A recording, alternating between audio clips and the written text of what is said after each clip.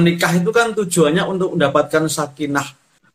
Jadi ada istilah di agama kita itu ada istilah sakinah, ada istilah tumakninah. Kalau secara sekilas kan artinya hampir sama itu Pak Ade. Kira-kira apakah ada perbedaannya antara tumakninah dan sakinah? Kenapa yang di keluarga pakai sakinah, kenapa di ibadah itu sholat itu pakai tumakninah? Kira-kira apakah ada perbedaannya Pak Ade?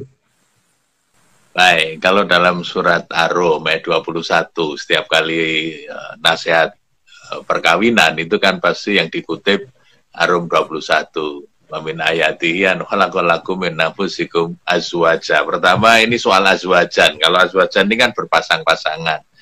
Nah, karena pasangan itu pasti beda.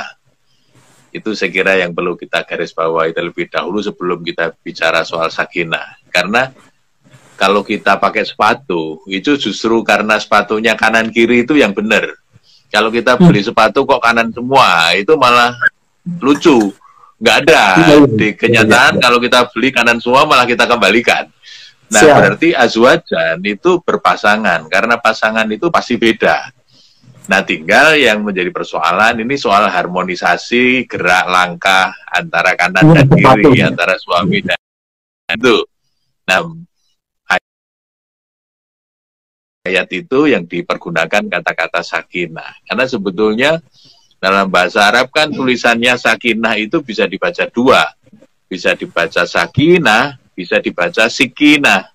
Kalau dibaca sikinah itu artinya peso tumpul, steak knife, ya peso steak itu kalau kita beli steak. Yang kedua, sakinah. Kalau sakinah itu artinya tenang, sama dengan tumakninah. Nah, cuma bedanya apa? Tadi pertanyaannya, kenapa kalau di sholat misalnya istilahnya adalah tumakninah? Karena itu memang harus berhenti. Jadi tenangnya itu statis, tenangnya berhenti betul. Jadi misalnya ketika kita sujud mau berdiri itu kan harus duduk dulu dan itu harus berhenti, maka disebut tumakninah. Jadi harus betul-betul berhenti, diam. Nah, makanya tenangnya pada tumakninah itu diam, statis. Nah, sementara kalau yang pasangan tadi dengan perbedaan yang macam-macam, ini dua orang yang kemudian dengan latar belakang yang sangat berbeda lalu dijadikan satu, itu kan pasti seru itu. Sehingga kalau diminta tenang, ya nggak bakal terjadi. Nah, di situ pasti akan ada dinamika. Nah, maka sakinah, saya sering mengartikannya sebagai tenang tapi dinamis, gitu. Sementara kalau tumakninah, itu tenang tapi statis, gitu. Nah, sehingga yang paling pas untuk menggambarkan keluarga bahagia, yang tenang, yang sejahtera itu memang sakinah. Jadi meskipun tenang tapi bukan berarti tanpa dinamika. Pertanyaannya sampai kapan dinamika itu? Ya sampai akhir, sampai kita berpasangan kan gitu. Sepanjang kita masih berpasangan itu akan selalu ada dinamika sampai tua. Jadi begitu nanti ada perubahan, entah itu perubahan salah satu atau dua-duanya, pasti akan terjadi adaptasi lagi, pasti akan terjadi dinamika baru. Yang penting adalah keterampilan kita untuk menyesuaikan diri, untuk beradaptasi, untuk kemudian tadi ada kesepakatan-kesepakatan baru. Nah, ini yang kemudian jadinya jadi enak gitu, tetap tenang, tetap ada solusi gitu ya, meskipun ada dinamika, tetapi ujungnya solutif kan gitu.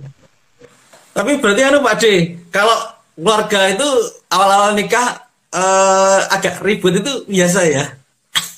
Oh biasa. Oh yang sudah lama ribut aja biasa. Gitu ya? Enggak curhat. Bukan curhat loh saya. Lah coba kan kemudian frekuensinya mestinya makin lama makin berkurang kan, karena sudah ada adaptasi, sudah ada understanding kan gitu. Tapi bahwa perbedaan itu pasti akan selalu ada, perbedaan cara pandang, perbedaan aspirasi, perbedaan selera, itu kan pasti ada. Betul. Berarti bisa disimpulkan bahwa kalau sakinah itu dinamis, ya kata kuncinya. Kalau tumakninah itu statis. Kemudian ada tadi yang kata-kata kunci dari Pak Dirut bahwa keluarga itu sampai kapanpun yang namanya kita harus selalu siap beradaptasi. Tapi bukan hal yang sama Pak D ya. Masa dari tahun ke tahun ada Ya, karena gitu kalau terus. kalau yang sama kan kemarin udah selesai. Nah, itu pasti akan muncul Ah, sesuatu yang baru lagi kan.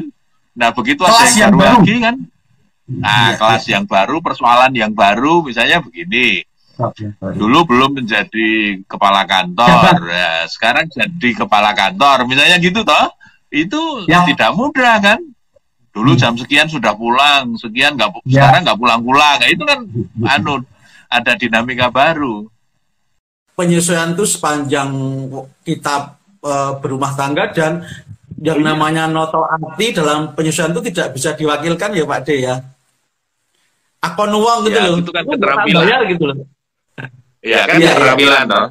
Keterampilan kan tidak bisa hanya diberitahu, ya harus dilatih, harus dilakukan sendiri. Maka keterampilan untuk menyelesaikan masalah, apa yang sering kita sebut sebagai problem solving skill itu memang menjadi penting. Jadi Hmm. pasangan itu harus punya healthy coping skill, istilahnya begitu kan. Harus punya keterampilan untuk mengatasi setiap dinamika itu secara sehat gitu. Karena ada juga kan orang yang mengatasi dinamika itu dengan cara yang tidak sehat. Iya, iya, iya. Misalnya dengan marah, misalnya dengan pergi. Kalau dulu istilahnya pure.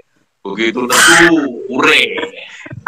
Pulang ke Iya, nggak biasa. tahu kemana gitu. Nah itu kan tidak menyelesaikan masalah. Terusnya kan kalau ada masalah ya dibicarakan secara terbuka. Kan gitu. Nah, itu yang namanya asertif. Ya, ini yang akan saya tanyakan Pak D. Berarti Ya, asertif itu lebih pengaruh kepada kita penyesuaian dan pemahaman ya dalam dengan iya pasangan dan dong. situasi keluarga ya. Mungkin bisa jelaskan Pak D, Iya. asertif itu apa sih? Itu komponen penting dalam membangun keluarga yang sakinah itu kan komunikasi.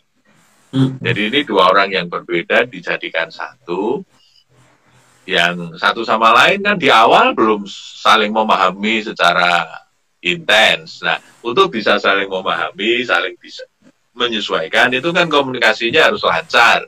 Nah, kalau komunikasinya supaya lancar, maka kalau dalam komunikasi itu kan gayanya ada tiga yang secara garis besar ya. Pertama itu gaya yang agresif. Agresif itu terus serang tapi menyakitkan hati.